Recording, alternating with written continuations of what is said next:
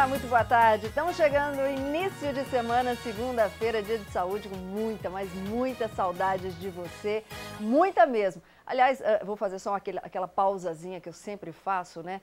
Quando acontece algo extraordinário num domingo, como a vitória do meu time, Pedro Mariano. É Corinthians, mano, graças a Deus. 4, Pedro Mariano, em cima da ponte. Bom, estamos chegando, dá aquele cantinho aí na sua casa, dá licença para a gente ficar juntinho, para a gente começar a semana, sempre com a sua participação, aprendendo muito com a sua participação e recebendo as orientações dos nossos colaboradores que estão sempre aqui no programa. E dando aquele toque para você que está sempre pedindo, né, uma orientação para o programa. Pode ser que não seja muito fácil você encontrar a felicidade em você mesmo. Mas eu vou dizer um negócio para você. É impossível você encontrar a felicidade em outro lugar que não seja em você mesmo. Você tem que aprender o seguinte, que ninguém vai dar segurança para você. Isso é um problema seu. Se você está insegura, inseguro, isso é um problema seu. Ninguém tem obrigação de te dar segurança. Então não sofra antecipadamente, não sofra, não cobre dos outros e principalmente não exija daquela pessoa aquilo que você não pode dar a você mesmo.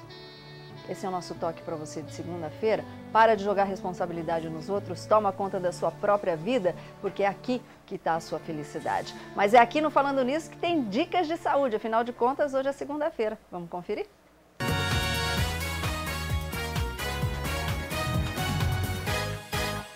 Segunda-feira é muito bom porque a gente aprende demais, já começa a semana falando de saúde. Aliás, Lucas Sanseverino, parabéns aí por tudo com Chitãozinho e Chororó. Que final de semana inesquecível. Parabéns a você também, Sol. Foi lindo, tão bacana, foi, né? Conhecer esse pessoal. Meu, Chitãozinho e Chororó, eles são de outro mundo. É. Pela fama que eles têm, pelo dinheiro que eles têm, sim, eles são ricos, conquistaram bastante.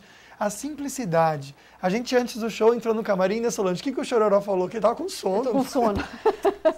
Porque eu fiquei vendo televisão até tarde. Você vê que é uma simplicidade tão legal, algo de se A admirar Ju, que muito. faturou o direito de conhecer de perto junto com o maridão, a gente conheceu, tá no Face. Ele tremia mais que Vara Verde, né, Ju? Tava tremendo, né? Mas foi muito gostoso. Toda a família dela, inclusive o filhinho mais novo dela, cara de traquinas, ela deu muita risada quando foi uma gracinha. Fique à vontade para ficar mais perto da gente, porque isso que é gostoso, né, Sol? Ter todo mundo junto com a gente. Você pode participar pelo Ligband, 9711-1313, opção 1, depois 1 novamente para você deixar a sua pergunta gravada. Ao vivo, para conversar direto com a Sol, você liga no 3922-1387.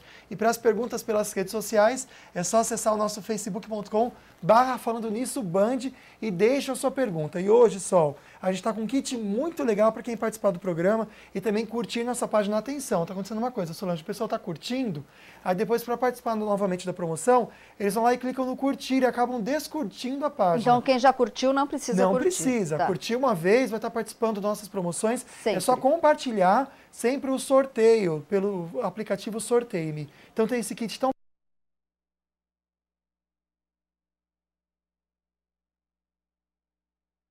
Pois é, dia de saúde, a gente viu aí recentemente, né, mais ou menos um mês e pouco, aquelas mortes em Campinas de 3 pacientes que no mesmo dia foram fazer exames e acabaram morrendo por causa do contraste. Saiu um resultado que ainda está sendo investigado, mas a gente resolveu preparar esse programa de hoje justamente por causa da sua dúvida. Você sabe como é que funciona um raio-x, um ultrassom, uma tomografia? Você tem medo? É perigoso, não é perigoso? Quando precisa de contraste ou não? Por exemplo, eu aprendi uma coisa que eu não sabia e ele vai explicar para a gente. Eu vou dividir essa pergunta com você agora, porque ele está aqui, doutor Túlio da Costa, radiologista. Obrigada, viu, Túlio? Boa tarde, Sol. Pela participação aqui. O Túlio estava falando no camarim, Luquinha, antes da gente entrar com a pergunta do pessoal, que quem tem tatuagem pode interferir no resultado de um exame? Algumas pessoas fazem a tatuagem em locais que não têm um acesso tão bom, assim, tintas com pigmentos metálicos. Então, quando eles vão fazer ressonância magnética, eles podem, inclusive, sentir dor, calor na região da tatuagem.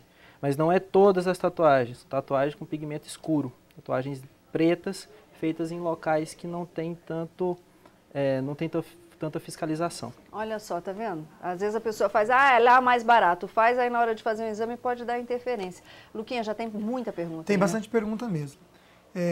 Acho que é legal a gente já comentar até a pergunta da Cíntia, porque ela falou que achou muito bacana esse tema, essa iniciativa da gente conversar, por causa daquelas mortes do pessoal que faleceu em hospitais, né, em Vera Cruz, em Campinas. E ela falou que ela mesma começou a ter medo a partir desse fato ocorrido. Precisa ter medo, doutor? Então, é claro assim que a gente vai sentir medo quando acontece uma coisa diferente, lógico. A ressonância magnética, que foi o exame que teve os problemas lá em Campinas, ele é o exame mais seguro da radiologia. Tá? O contraste, que é o gadolínio, inclusive, quase não tem reações quanto a isso. Que é o produto usado para isso. Que é o produto utilizado no exame de ressonância magnética. Então, assim, é seguro, tá? É seguro. Ali foi um incidente, foi algo esporádico e que até agora não temos um resultado fidedigno do que realmente aconteceu. Pois é, algumas informações que chegaram para a imprensa é de que injetaram um produto que é usado para fazer uma ressonância na pelvis e não no cérebro. Mas se o produto é o mesmo injetado na veia... Então provavelmente dá-se a entender que não foi o gadolínio que foi injetado. Pode ter ocorrido um erro técnico, um erro humano, mas a grande sacada é que talvez não foi injetado o gadolínio. Ok, daqui a pouquinho a gente vai perguntar para o Dr. Túlio se tem como a gente saber se a gente, por exemplo, pode ter uma alergia, alguma coisa durante um exame com contraste, quais os problemas mais comuns e principalmente como é que a gente se prepara para um exame, porque às vezes o jejum, aquele negócio da mulher ter que segurar para fazer xixi, é um horror aquele negócio. É bem incômodo, né? Mas como a gente está falando de medo, essa é a nossa pergunta hoje da nossa enquete. Você tem medo de fazer exames laboratoriais? É difícil de falar, né? Sim ou não? Você responde, participa e daqui a pouquinho a gente conversa sobre a enquete. Mas agora a gente vai fazer uma paradinha para conferir as nossas notícias da redação.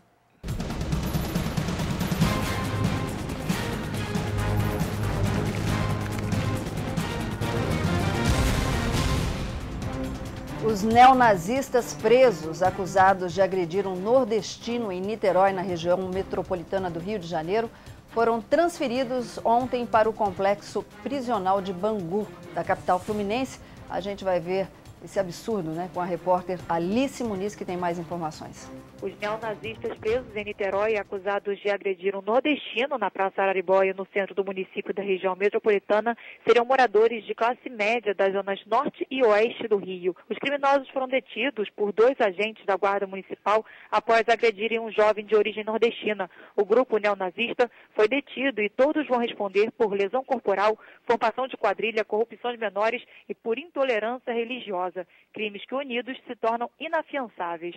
No momento da prisão foram encontrados diversos objetos de tortura, como facas, soco inglês e barra de ferro, além de cartazes com informações neonazistas e um taco de beisebol. Eles usavam blusas e tatuagens com a estampa da cruz suástica, símbolo do nazismo, e as cabeças raspadas.